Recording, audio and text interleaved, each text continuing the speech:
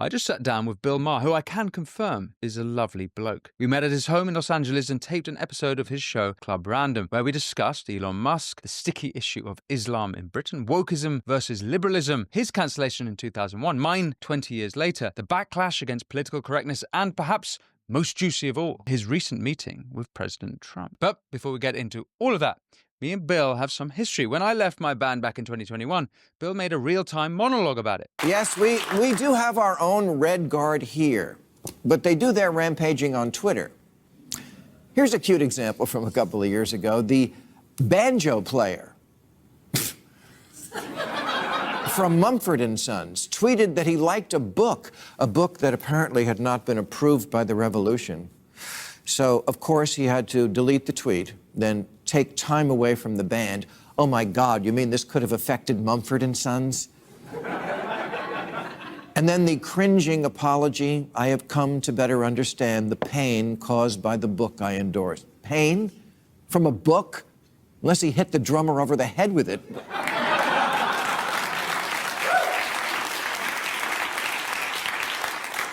What happened to I can read whatever the fuck I want?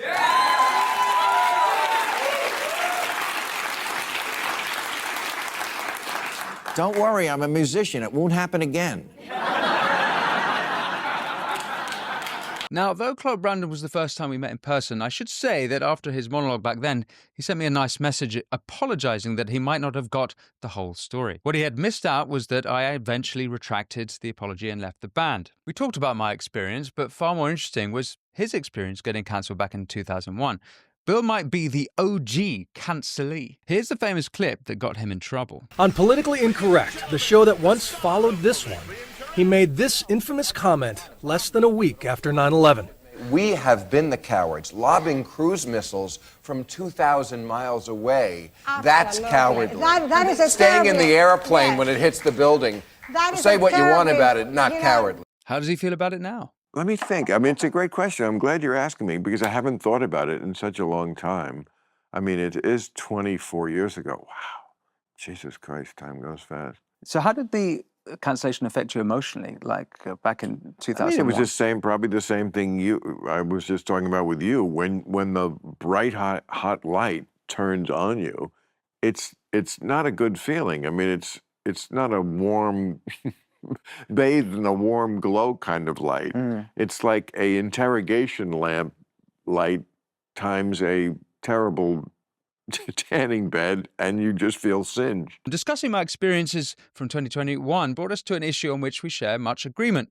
Woke. Once you start something, you get a certain amount of cult followers for anything, and then the true believers never die. I mean, a lot of people would say right now, the Democratic Party is still in that mode, which is going to render them possibly an irrelevant party if they don't change. What would you like to see from the Democrats, like, going forward? Much more centrism, much more get rid of the woke baggage, you know.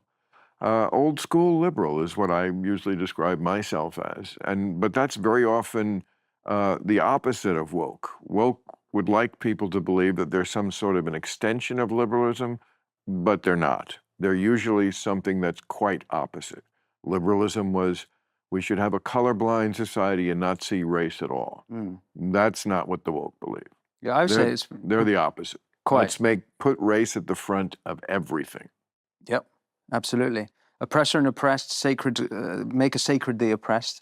Woke is not liberal. I would say it is extreme progressivism. It might be described as a neo-Marxist ideology where economic classes are swapped out for groups based on identity, and those groups then being deemed sacred. Writing long before the ideology of woke even had a name, the English philosopher Bertrand Russell wrote in 1937 of the, quote, superior virtue of the oppressed. Specifically, this was a sentiment held by people regarding oppressed people they themselves were not a part of. After the war, this was turbocharged into intersectionality. Ultimately, everyone was a minority except straight white men. Well, except the minority of Jews, who the woke deem as the greatest oppressors of all. Elon Musk expressed his agreement with Bill on X, but I wonder if he saw Bill's rant against him in the same conversation. I'm a free speech guy up and down the line, but I didn't think that the head guy would be like retweeting the worst of the tweets. That's crazy. Like, Yes, the Supreme Court said Nazis could march in Skokie, Illinois, a town full of Holocaust survivors. I mean, that's the bar that we have in this country for how much we love free speech. Okay, so are there going to be some Nazis if you really have a free speech channel? Yes, there are. But you don't have to retweet them. Was he retweeting Nazis? Well, I mean, you know what? I don't read it closely, but I'm getting this from what other people say, and I push back on this because I hadn't seen Elon actually reposting literal Nazis. Since the episode, I have looked into this, and the closest evidence I could find to support Bill's opinion is a story in the New York Times where the headline was Elon Musk shared, then removed a post absolving dictators for genocide. And here is that post. Stalin, Mao, and Hitler didn't murder millions of people, their public sector workers did. I think in the context of how critical Musk has been about Stalin and how supportive he has been of Jews generally, it's a bit of a stretch to think he's supporting Nazis with this statement, wrong as it is. Now, before we get into my reaction to our conversation and what Bill revealed about his meeting with Trump, let us see what the media said about his meeting with Trump. Left-leaning Hollywood Life ran the headline, Is Bill Maher conservative? Find out if he's Democrat or Republican after Trump visit. Now let's use Ground News to see how the rest of the media is covering Bill Maher's visit to the White House. We specifically asked Ground News to partner with us because their app and website allow me and my team to quickly cut through media bias and get the full picture on any story in the news cycle. There are multiple articles published on Bill Maher's dinner with President Donald Trump, and we can access every single one on Ground News with context on each source. It also shows that only 17% of left-leaning outlets are covering the story. Meanwhile, right-leaning Fox News ran the headline, Bill Maher reveals Trump was gracious and measured at White House meeting, says he's not the man seen on TV. A very different narrative from the one in Hollywood Life. Seeing all sides regardless of political lean is essential for making informed decisions and seeing through biased reporting. That's why Ground News blind spot feed, which highlights stories underreported by either side, is so important. I genuinely believe in what Ground News is doing, and I encourage you to check it out by scanning the QR code or visiting ground.news/Winston. If you subscribe through my link, you'll get 40% off unlimited access. Ground News is subscriber funded, and by supporting my sponsors, you are also supporting this show. Another place Bill and I found common concern was Islam. for anyone who doesn't understand what this debate is really about, it was never about race, so don't call us racists. People are religions cross races. Lots of white people are Islamic. It's not a race, it's a religion. It's a different thing. And a religion is just an opinion.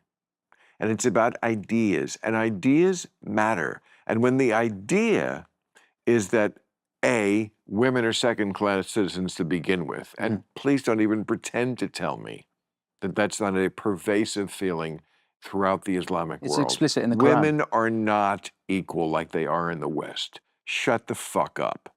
And two, this thing about not Islamic. Like, if you're not part of Islam, are you really a human being? You know, it's not like there aren't Christians who are like super, but Christianity, I'm sorry, is different. It's more that, you know, hate the sinner, hate the sin, love the sinner, and like, will convert you. And Islam is more like, no, this is the way it is. This is the superior religion. You either get that or you don't. I hope you get it, because if you don't, I have no sympathy for you. You're not really part of what we're doing here on Earth. Yeah. And that's not a good attitude. Ideas do matter, especially in this. Bill asked me about Islam in Britain. So there was a Henry Jackson Society did a report last year, Who? and they're a think tank, Henry Jackson Society. Henry Jackson Society? Yeah. I don't know. And they did a survey of British Muslims. 3/4 of British Muslims do not believe that Hamas committed murder or rape on October 7th. The majority of British Muslims think Jews have too much power. So does my agent. A third of British Muslims want Sharia law, and so the real Sharia law, that's a problem. That's a problem, and so we've got a real problem with this. Yeah. These two groups mixing. This is the difference between your country and mine. In my country, Muslims have assimilated well. You know, I don't think a third of American Muslims want Sharia law.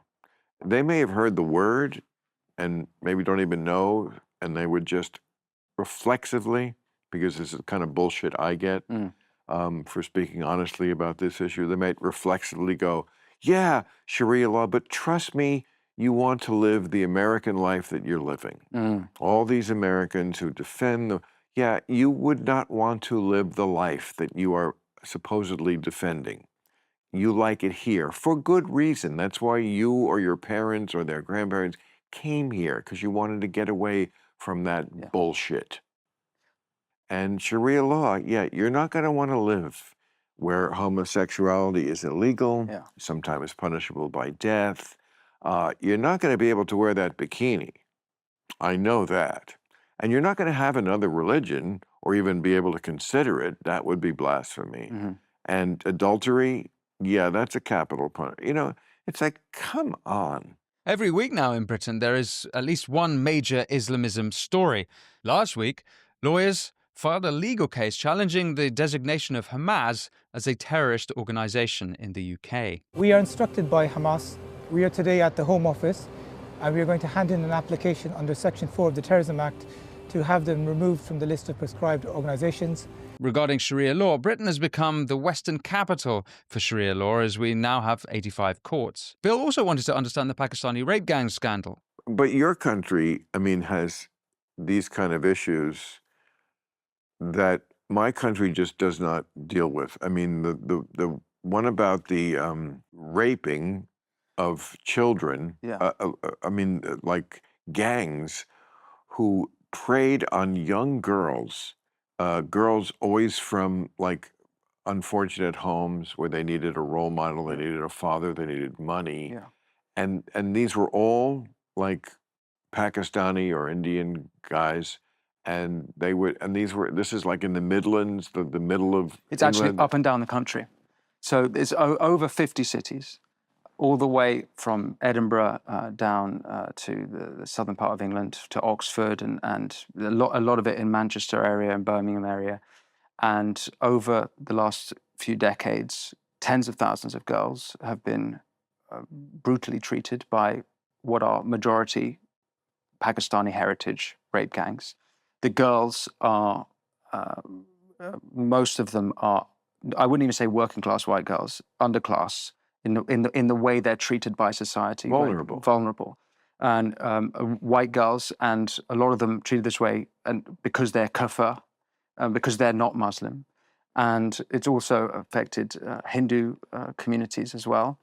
And it's playing out even yesterday I woke up to the news that the Labour government are not going to do a full inquiry into it. And it's, for some reason, unbelievably contentious. This went on for like 20 years, because some of the girls have been brutally murdered, right? And at least five or six of them have been brutally murdered. There's one girl, I think her name was Charlene Downs. I think that was her name, and she was in the court case, the prosecution of her murderers. There was a audio recording played of the murderer laughing about cutting her up and putting her in the kebab meat.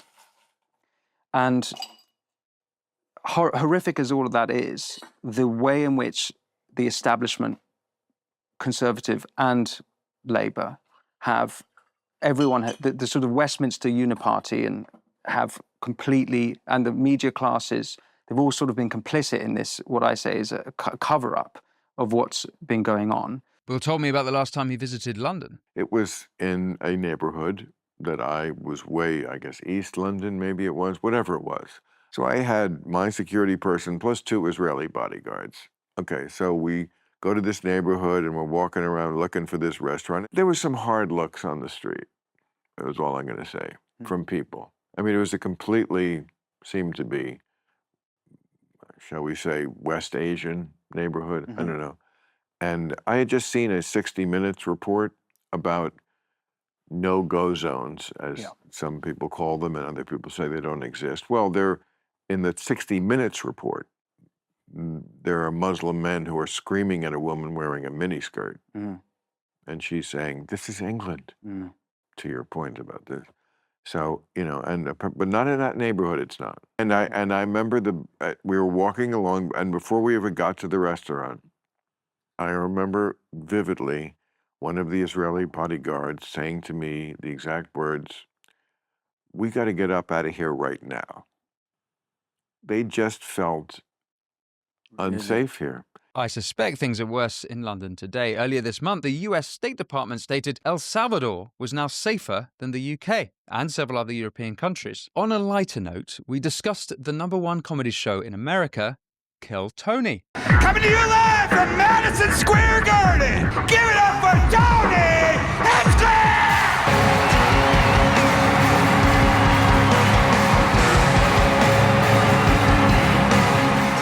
The reason I bring it up is he's got this show, and it's the biggest comedy show in America. I think it might even be in the world in terms of views. Why it's so interesting to me is that it's the inversion of virtue signaling.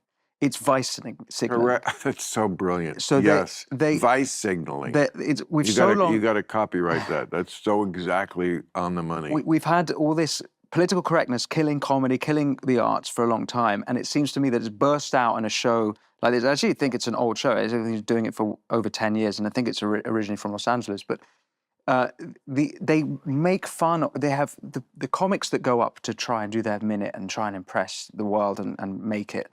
So a lot of them are literally disabled. And whoever it is, really, they will humiliate them. If it's a disabled person, they humiliate them for being disabled. Really? But it's equal opportunities kind of humiliation. And whoever it is, they go up there. But knowing that this exists, does that give you hope for the future of, is that a good thing, you think? That What gives me hope is that they never got rid of me. Fuck Kill Tony. I don't know what the fuck he's doing. It sounds like he's pandering to one side. I'm doing something much more difficult, which is not pandering to either side. I'm sure Tony Hinchcliffe will be thrilled to hear what Bill said. Bill explained how his show and others in the 90s were a direct response to the first wave of political correctness in the 80s. See, I'm half Jewish as well, and we have one Jew. Wherever you are in the world, there's always one. But the elephant in the room throughout the conversation was Bill's recent meeting with President Trump. He was waiting to put out his monologue on Saturday, which is why he held back from discussing it. But he did reveal this. There was a moment where he said to me, a lot of people told me that they like that we're having this dinner, but not all. And I said to him, same. A lot of people told me they really liked I'm doing this, but not all. And we kind of agreed that the people who don't even want us to talk, we don't like you. Yeah. We're gonna talk. I know that bothers some people. And I don't think those people are being practical, and I don't think it's good for your psychic health. And this is why I like Bill. Unlike so many progressives, Bill has not become anti-pluralist. He is a true liberal, perhaps even libertarian, in the sense that he will talk to anyone. Trump, Bannon, Gavin Newsom, even an unemployed banjo-playing limey like me. Bill seems to be a bloke that pisses off liberals and conservatives, and to me, that is a good sign. It is the sign of a man who says what he believes to be true, not what he believes will get him ahead. Indeed, speaking his mind has cost him at several times in the short run. But in the long run, he has kept his integrity. Even when I disagree with Bill, I still listen to him because his actions suggest that he is not someone partisan. His desire to speak to all sides might be an example to Brits and Americans alike. Thank you, Bill, and your warm team for having me, and thank you for watching this video. And remember, if you want to support this show, all you have to do is press subscribe. If you do that, I can have more phenomenal guests and explore issues that you want to hear about that the mainstream media won't touch. And remember, head over to winstonmarshall.co.uk for exclusive content and ad-free listening. You can catch the whole 2-hour episode here. And until next time, be well.